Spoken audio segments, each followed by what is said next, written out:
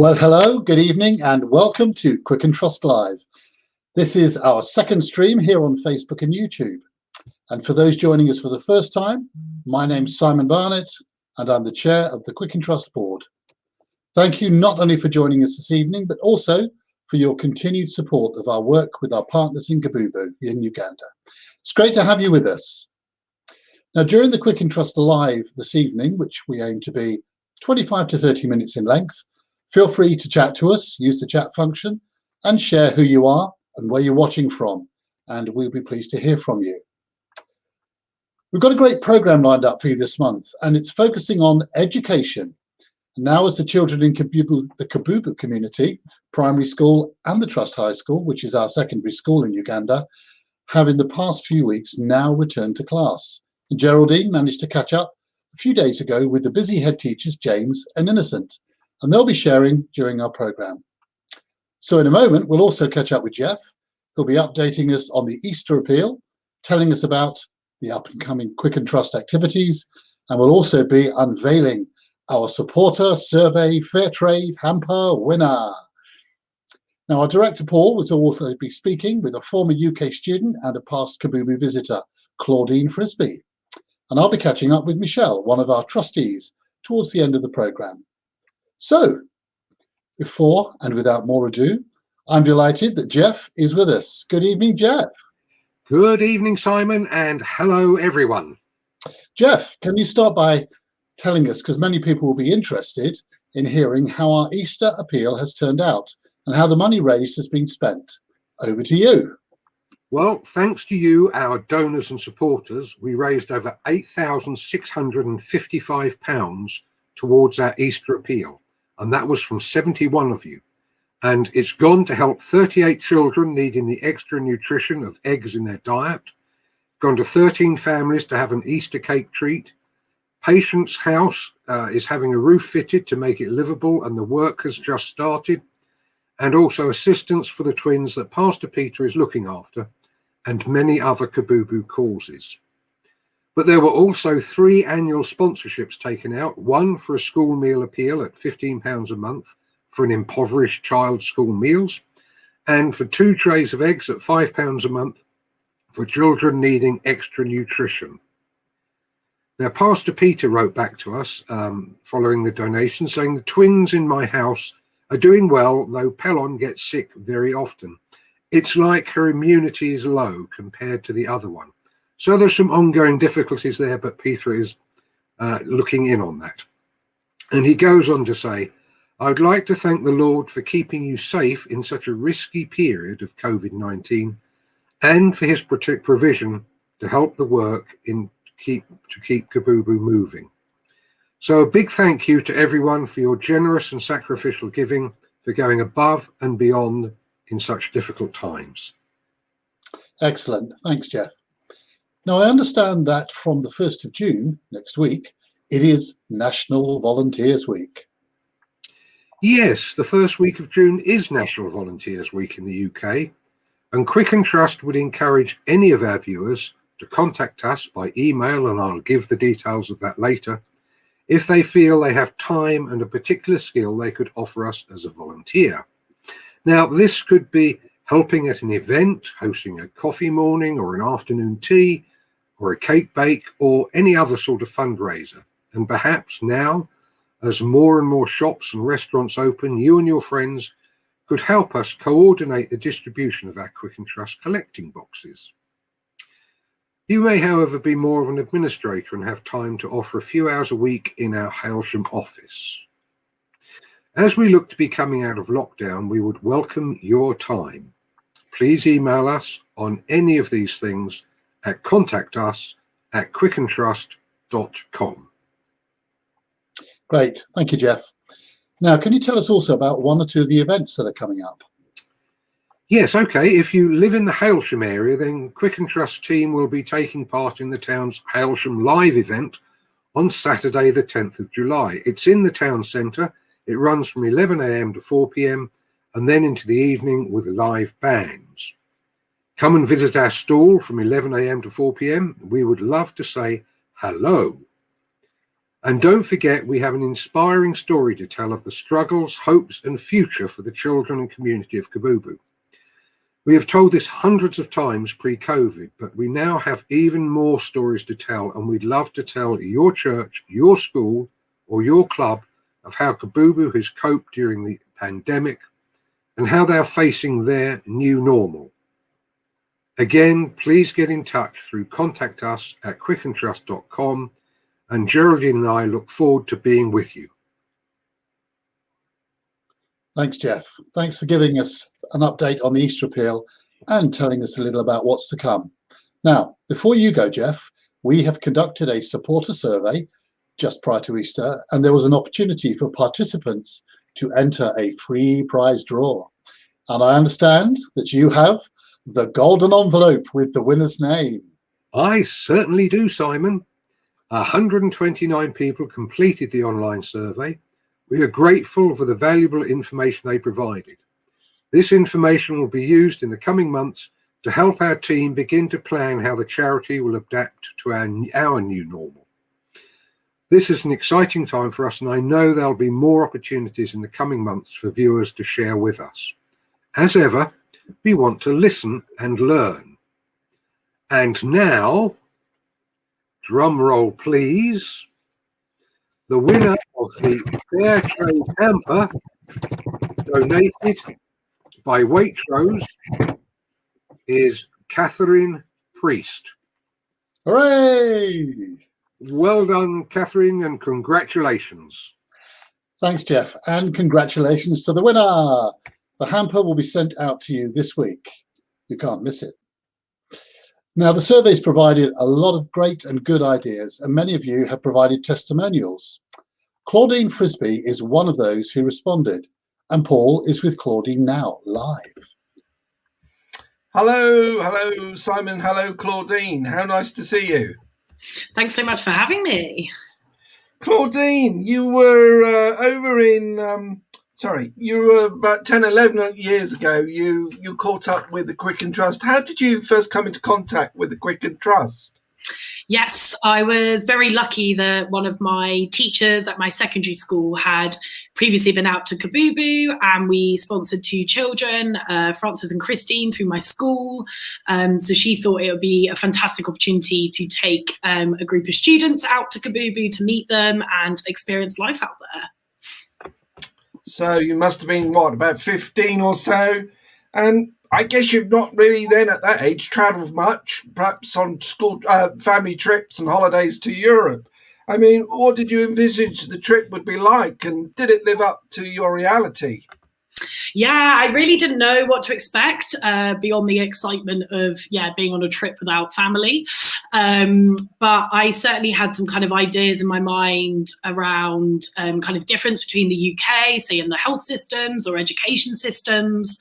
And that certainly lived up to reality. But what I hadn't anticipated was what that really means for people in Kabubbu and in Uganda, and the incredibly difficult choices often they have to make, say, between sending your child to school or paying for transport for healthcare.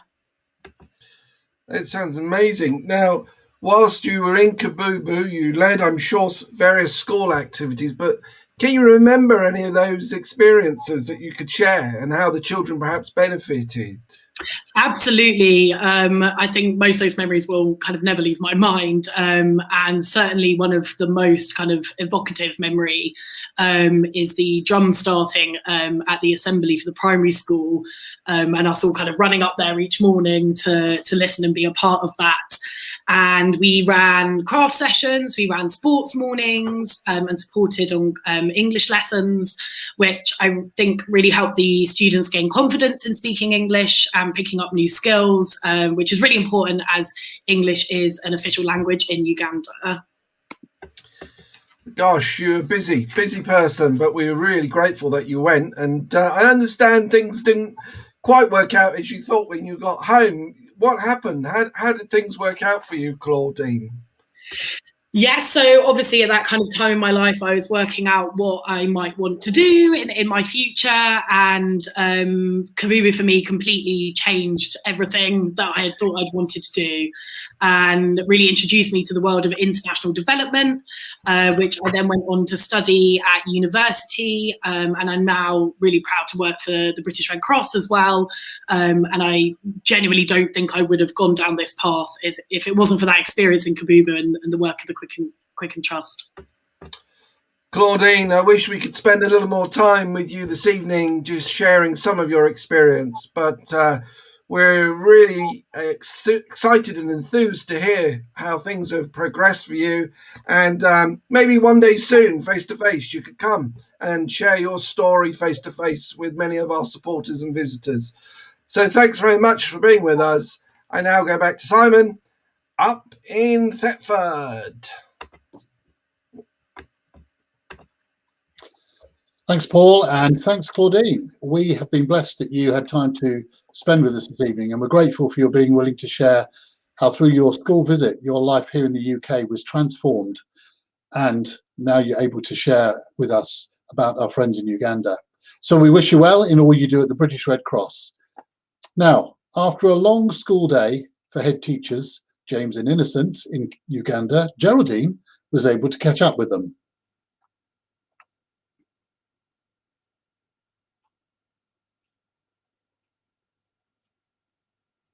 Hello, Innocent and James. Can you introduce yourselves and say one thing about yourself? Hello, my name is Innocent. I'm the head teacher at Trust High School. I'm passionate about the work I do. I love my work, the work of a teacher. Okay. And at the moment, I'm studying a postgraduate diploma in human resource management. Excellent. I'm James, the head teacher of the primary school, that's Kabubbu Community Primary School. I like my work of teaching, having children, having fun with children, and I'm a diploma holder in primary education. Okay, yes. Thank you. Can you tell us, James, how many children in the primary school? I have 257 children at the moment. and that's with only 4 classes. That's P4, P5, P6, and P7. Then the rest of the classes are still home. Okay. And Innocent, how many in Trust High School? Currently, I have 223 students. That is senior 1, senior 3, and senior 5. Okay. We heard here in the UK that the children in secondary school were boarding. Why are they boarding? They are all boarding because it's a government policy which requires all students, if they are to be in boarding school, they should be all in boarding school as a way of mitigating the spread of COVID-19. Okay. So is that costing extra money? Yes, it does cost more because the parents have to pay twice the usual amount they were paying for school fees. James, can you tell us how the routine in primary school has changed for the children? Yeah, the routine has really changed. Actually, this comes in when we are strictly following the SOPs, like putting on masks on a daily basis, and they should always be on. Washing their hands on a constant basis. Instantly, you must be washing all the time. Then sitting according to the distance that the government actually told us, that's 1 meter apart. Then having so many streams. Like now, we no longer have 1 stream per class. There are 2, so that we maintain the social distance issue.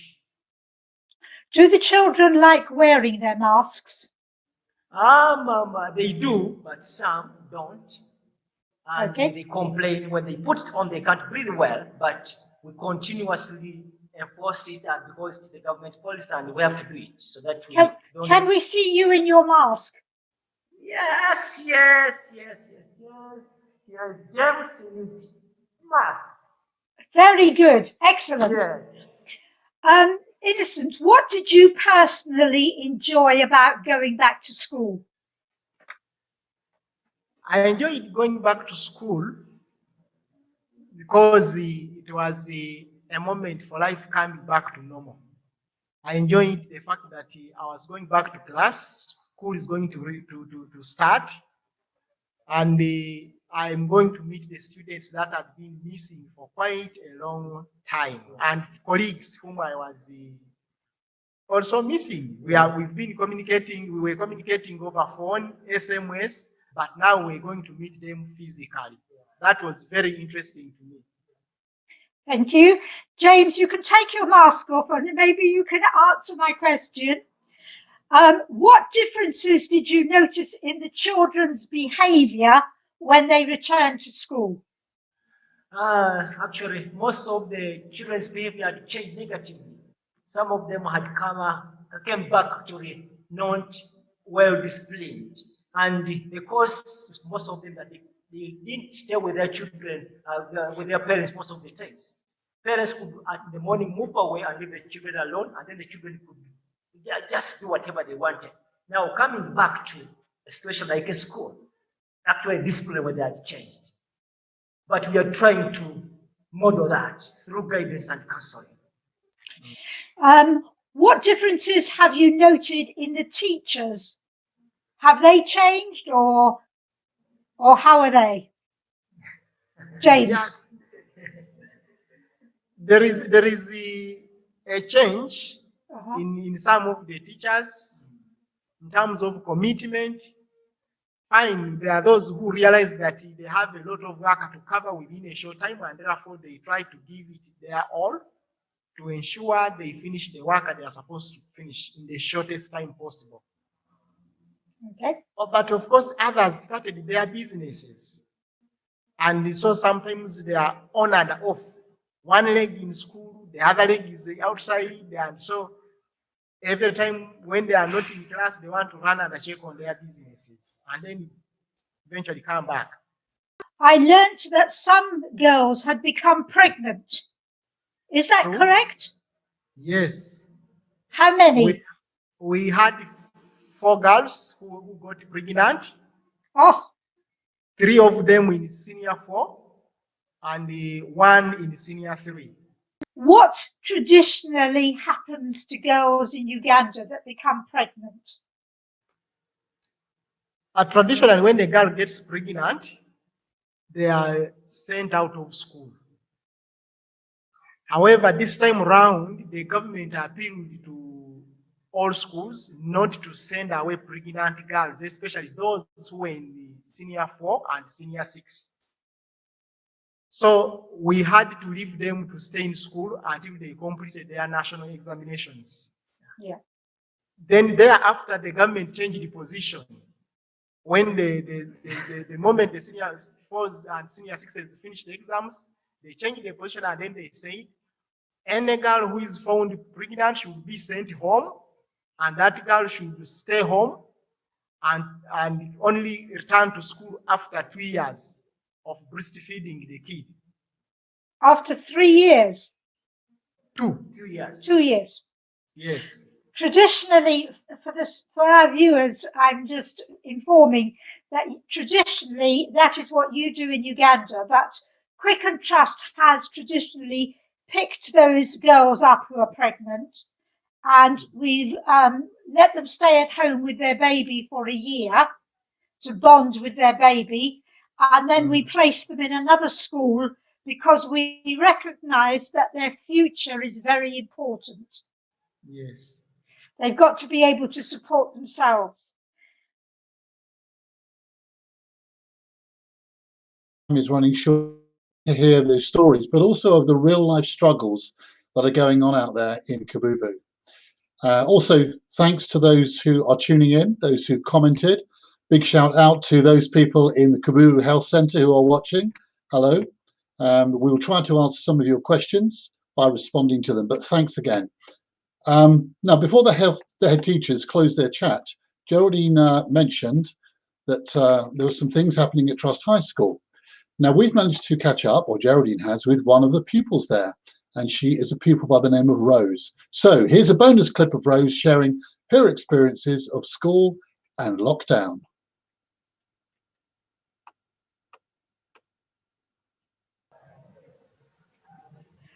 Hello, Rose. How are you today? I'm okay. You're okay. Good. Yeah, I'm good. We hear you were out of school for 1 whole year. What did you do when you were out of school? We did a small business with my mother. Mm-hmm. That business was selling some food alongside the road in the evening. Food such as chapatis, samosas. Mm-hmm. Then during the day we would do farming. And how was business? Were there many customers? Yeah, the customers were there. Mm-hmm. Many of them, and we would sell. So you became very rich? No, because whatever we got, we would use it for home use, for buying basic needs. Yeah. Can you tell me how you are catching up after losing 1 year education? We are doing math revision. We made groups for discussions. We also research on math work. We consult our teachers in order to catch up. So what time do you start in the morning? Morning preps begin at 5:30. And what time do you finish? Finishing evening preps, it is at 10 p.m. 10 p.m. That's a very long day. Yeah. Rose, do you remember who your sponsor is? And Jeffrey. Do you want to say hello to her? Yes. Hello, Han. How are you doing? How is your new place? Miss you. Yeah. Lovely. We miss you too. We hope when the pandemic is over that we can come and visit you again.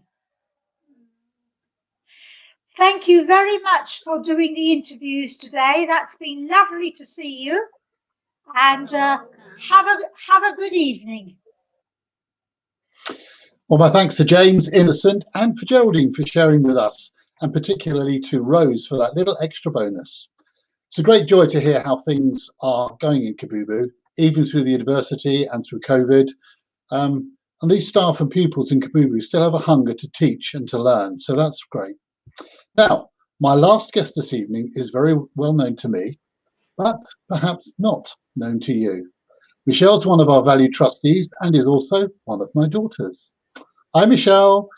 Thanks for joining us this evening. Tell us how you first became involved with the Quicken Trust. Yeah, anyone watching who hasn't spotted the resemblance, it's true, Simon is my dad.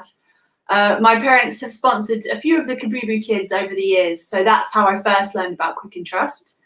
And then, like Claudine, I was also lucky enough to go on a volunteering trip to Kabubbu in my late teens. We stayed in the village for a week, we met some of the people who lived there, learned about the culture and what their lives look like. It was really formative in how I think about charity and the opportunities and challenges that there can be as we try to help people raise their quality of life. Thanks. Now, you sit on the Quicken Trust board, and you can all be praying about the Quicken Trust board as we seek new members for it. But how else do you contribute to the charity? Yeah, so my day job is as an illustrator for a small graphic design company. That means that a lot of what I do is around taking topics that can sometimes be very big and complex and finding ways to communicate them visually to the audiences that need to know about them. And I've started doing this with Quicken Trust as well. I was asked by Jeff and Geraldine a couple of years ago to do a few illustrations, and that's now grown into creating the newsletters, materials for fundraising campaigns and things like that. Quicken Trust has got a really compelling story, so I can use the tools and the skills that I have to help people, especially our UK donors, understand what's happening there and what our next goals are. That's great. Now, in a moment, you're going to share a thought and a prayer with us. But before that, what are your hopes for the future of Quicken Trust? I think what really excites me about the future of Quicken Trust is that there are now facilities in the village that 20 years ago couldn't even have been imagined. There are schools for different age groups and a medical centre and so on. Although our continuing help is still needed to support the children through school, some of those earlier children have now graduated. They're adults who have been well fed and have a full education. Some of them now work in Kabubbu as qualified teachers and nurses and other professions. They now have the means and the opportunities to start lifting their own families and others out of poverty and feeding back into the community in ways that will support future generations. And the hope is that this will begin to snowball. Although it's a long way off yet, that potential for self-sustainability and self-determination for Kabubbu is really exciting to me. Yeah, it's so exciting, Michelle. Now, you're going to share a thought and a prayer, but before that, can I tell you that there's a recording of this stream and it will be available in the next few days.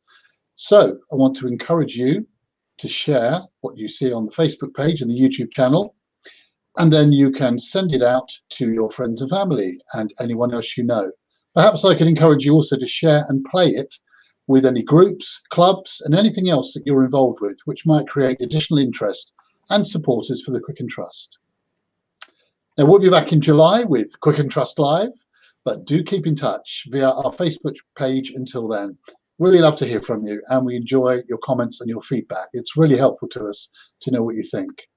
So thanks for joining us this evening, and thank you for your continued support. Michelle, some final thoughts. Thank you. In the biblical book of Nehemiah, the nation of Israel finds themselves rebuilding after a national catastrophe that robbed them of their normal way of life and lasted for far longer than anyone thought it would. This might sound familiar to a lot of us. Chapter 3 finds the rebuilding process underway, and everyone is chipping in to reconstruct a city wall that had been destroyed. A list is given of who is taking part. There are families, metal workers, community groups, priests, perfume makers. There are all kinds of people. Some groups take a large section of the wall and others just focus on building one gate.